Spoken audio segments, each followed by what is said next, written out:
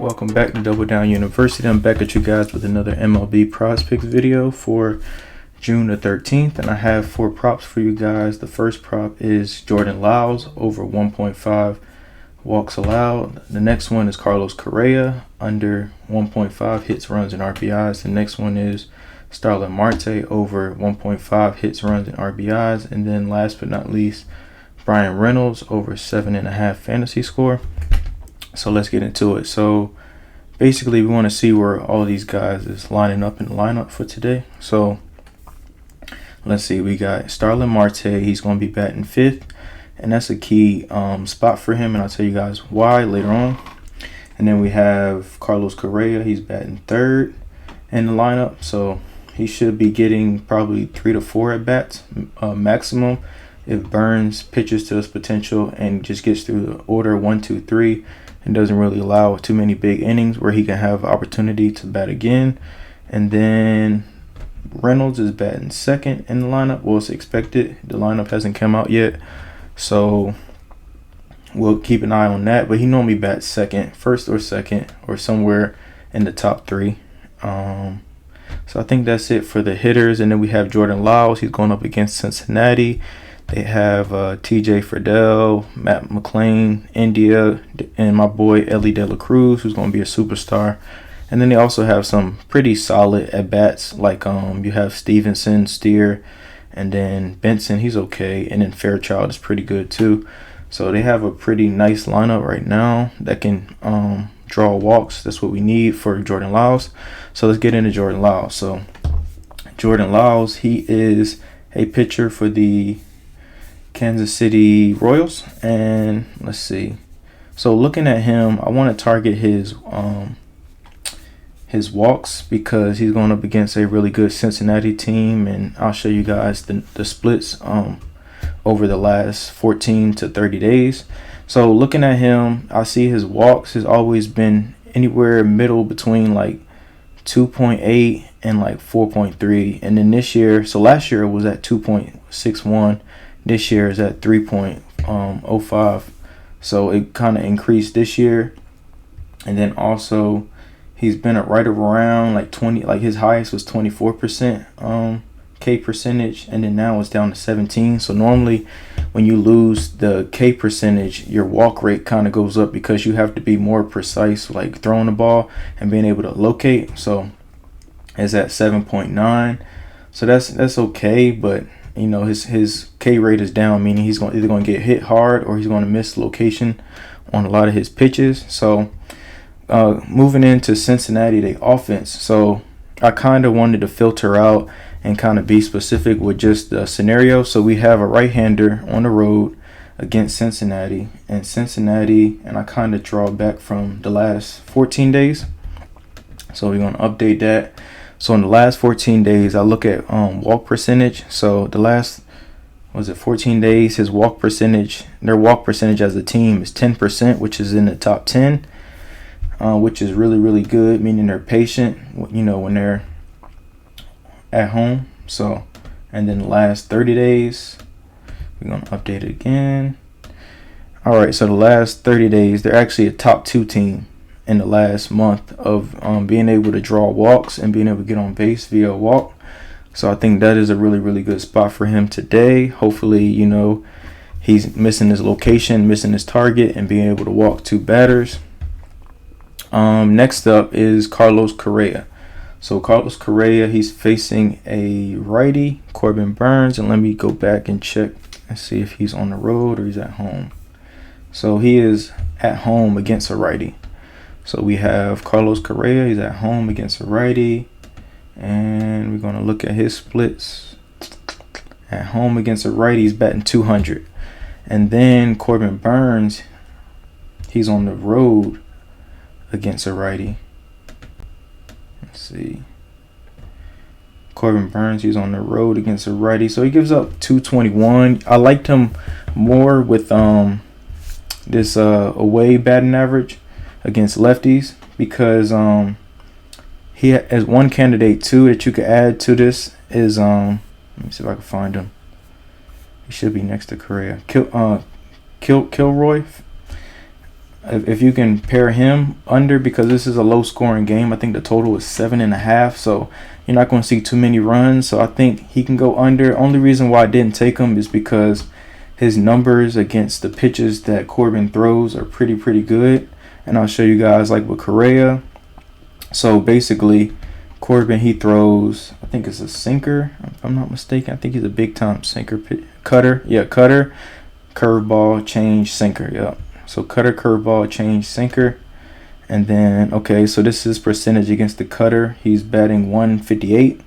And then change, he's batting 214. And then against the sinker, which is like a fastball, is cutter, sinker, and four seams is basically the same thing. The sinker and the cutter is kind of like a two-seamer, so it just depends on how you throw it. So 2 point. Correa, his batting average is kind of middle of the pack with every pitch. He doesn't really throw a splitter, so I think you can cancel that pitch out. And then all of them are like 200, sub 200s. The only thing that he's really doing exceptionally well is a slider, but I don't think Corbin really throws his slider that much. He throws it 7% of the time, so I don't think that's much of a factor. So I like his under in this spot, especially if Corbin can get his strikeout potential and be able to strike him out a couple times, where it'll lessen him putting the ball in play and getting a chance for a hit. Next up is Sterling Marte. Sterling Marte, he's done pretty well. His last couple games, as you can see, he's got a hit and a run his last game, and then 2 games before that he got 2 hits, so he covered in with 2 hits. Then the game before that against Atlanta, he got 2 runs, 3 hits. So he's been covering this consistently his last like 5 to 7 games, so he's starting to ground into form. He has a 229 batting average against righties. So, and then also a thing to keynote too in this spot is him batting 5th in the lineup. So he has a 375 batting average, batting 5th. And then that's also key because in Severino's case against the 5-hole hitter, if you can see here, they're batting 300 against them, slugging 900, so an OPS of 1.200. So that's really good. So I think this is a really prime spot for him. And then same thing with Severino. He's not really a strikeout pitcher. He's a soft contact pitcher. As you can see, all his stats are pretty much in the blue, which is poor. So he does get hit hard, and then barrel percentage, they're able to barrel up his fastballs and basically all his pitches. He has a 31 percentile and K percentage, 44th percentile, and chase rate. So I think that he should be able to get hit around. If you don't like that, you can take his hits allowed, but a lot of that is risky business, like especially hits allowed, because if they score a couple runs off of like 2 or 3 hits, then and a couple walks, then that he will probably go under on hits allowed. So it's kind of just mostly you want to target with the hits allowed category. You want to target players of his profile, like Severino, that gets hit hard and doesn't really strike people out, because they're more forced and more prone to people to put balls in play, and you have opportunity for pretty much a hit or a single or double, so I think that's the only way to really attack this category right here, hits allowed. But moving on, we have Brian Reynolds, last but not least. So Brian Reynolds, he is a switch hitter, and he hits from both sides of the plate. And James Talion, he is a righty, and he same thing. We targeting people with